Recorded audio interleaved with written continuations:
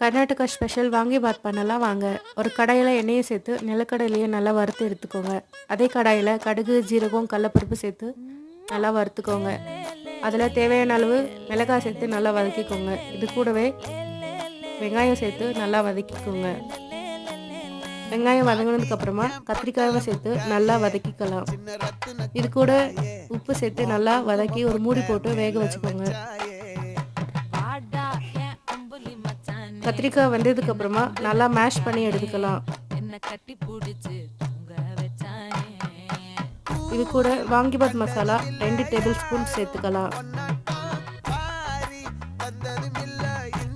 இது கூட ஒரு சின்ன நெல்லிக்காய் சைஸ் புளியை கரைச்சி சேர்த்து நல்லா மிக்ஸ் பண்ணிக்கலாம்.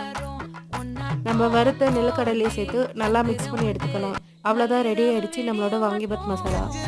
இது கூட தேவையான அளவு சாதத்தை சேர்த்து நல்லா மிக்ஸ் பண்ணி எடுத்துக்கோங்க.